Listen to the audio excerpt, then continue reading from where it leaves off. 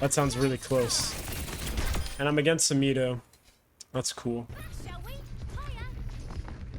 Okay, I need to set up. So I need to actually get here, wait for a blink, and get here, and we good. And then we need to pressure because I feel like my team's gonna die soon if I don't distract Theron at least.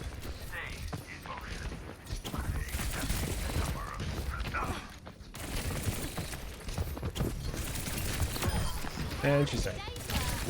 Now we go for the Lucio because he's not gonna have any healing, but the Genji's doing this, so I gotta go for him instead.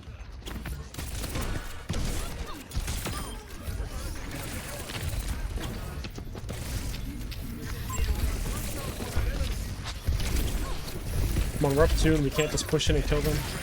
Give me a break.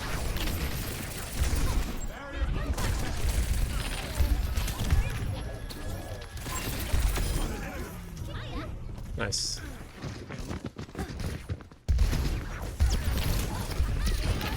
Ooh. Come on, dude.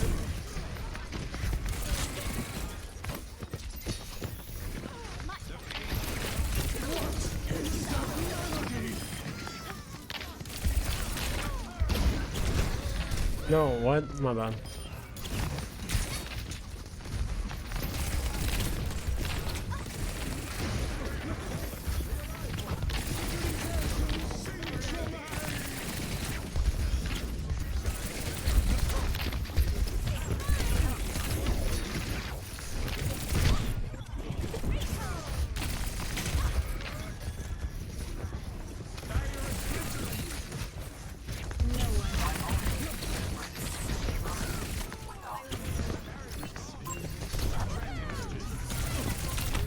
Fuck, why didn't I recall?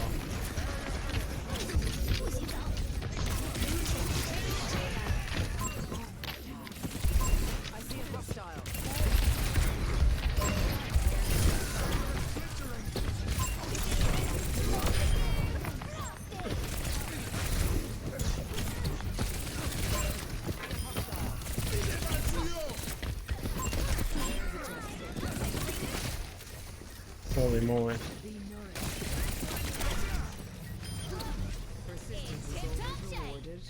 I don't know if you guys hearing that. I'm gonna maybe stop streaming and shut down my computer. What the fuck? That sounds really close.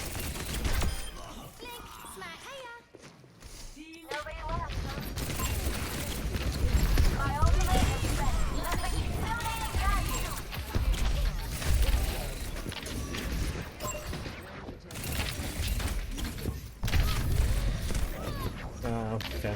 That's fun. Oh, fuck you, Samito.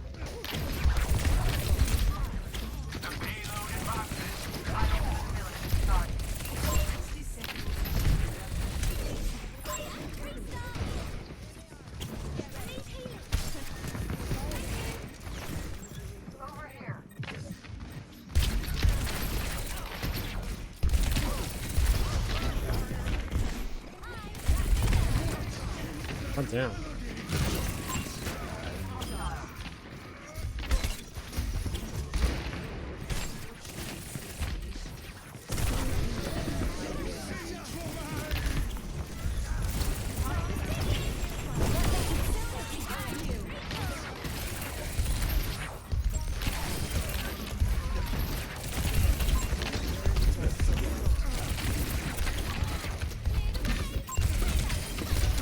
Yeah.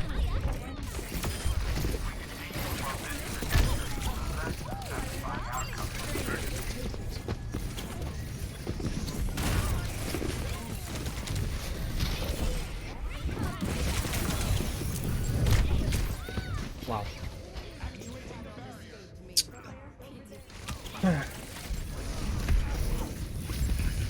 That's a pretty good push.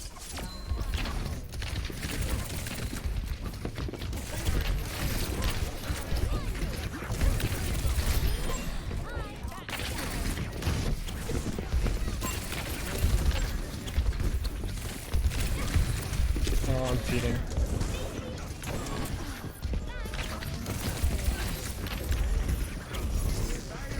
Yeah, I shouldn't re-engage like that without my recall. Pretty bad.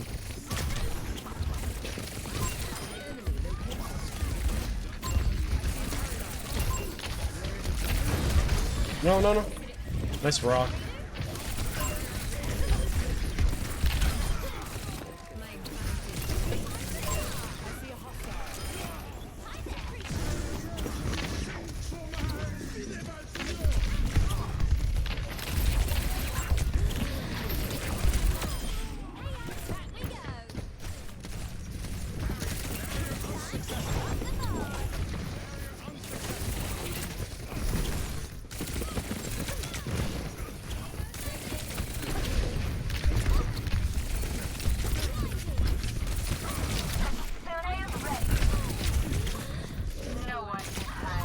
Oh.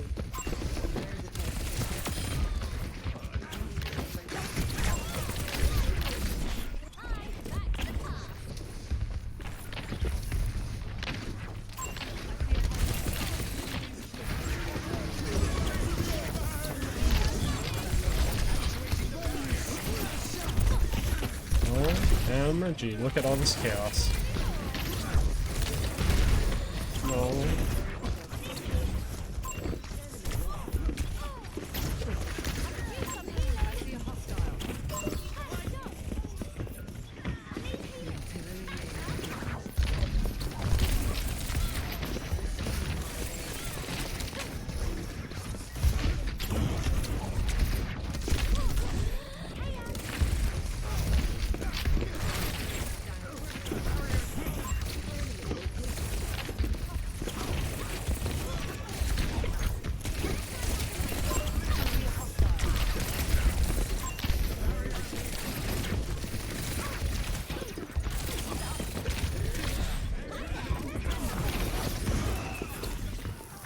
Ah, Sag.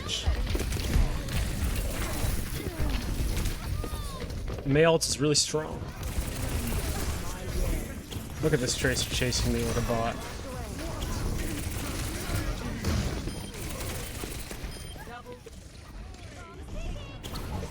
And she wasted her pulse.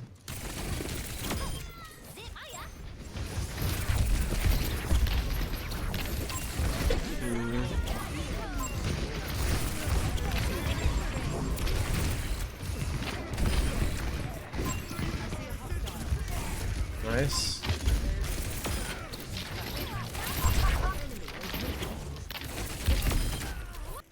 Oh, there's a Mei.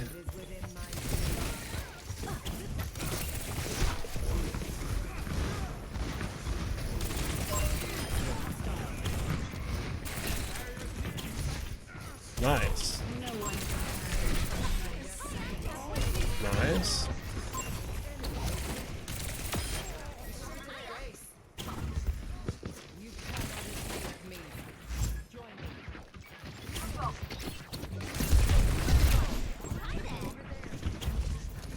Nice shot. Nice. It's a fucking Sigma on the point.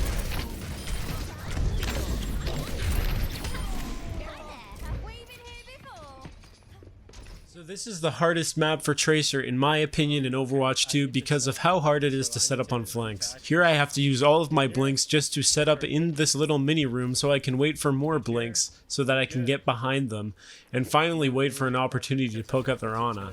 Luckily their team is kind of overextending and so I can just freely distract this Ana, and even if I'm not able to kill her, I'm still making it so that they have very little healing with a Lucio as their only active support.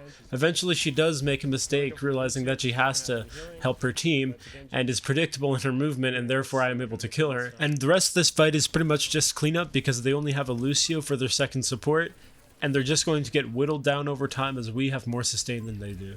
I do whiff this pulse bomb here, but I do think the intention behind it was good, so I'm not going to be too hard on myself about the execution. However, I missed the opportunity to stay behind them after whiffing the pulse bomb and instead choose to play kind of side by side my tank, which does, I think, cost us this fight, because if I was able to continue pressuring their backline sooner, we might have had a chance. Even though our Widow was able to pick their Ana there, I still should have used the opportunity to stay behind them on a flank, because on this map, flanks are extremely hard to come by. As you can see here, I'm trying to actually slowly make my way behind their team, but you can see how many resources and how much time it actually takes to do so. And if I had just stayed behind them originally, instead of rotating back to my team after missing my pulse bomb, I might have actually been able to get more value earlier on here, either in the form of just distracting them and making space, or in the form of straight up just getting picks and baiting out resources like Lamp and maybe even Maze Freeze from their team. Things that might come in handy for them later in the fight when they actually are pressured and need them are things that I could have baited out if I simply had just taken a better position earlier on. And for all of those reasons, I could have just given myself such a better chance of winning this fight and this point sooner if I had just simply taken a flank, the one opportunity I was given. Here I notice them actually all pushing up and using their ults and trying to pressure my team before they can even contest the point, but this pretty much just allows me to finally flank for free on a map where it's otherwise extremely difficult, giving up their advantage against me as a Tracer player on a map where Tracer is very bad. They're simply pushing up and transforming the position I was already in into a flank position without having to use my resources to actually make this value for myself. I'm able to pressure their backline and their tank, and we're simply able to finally win this fight despite getting picked early on due to their ults.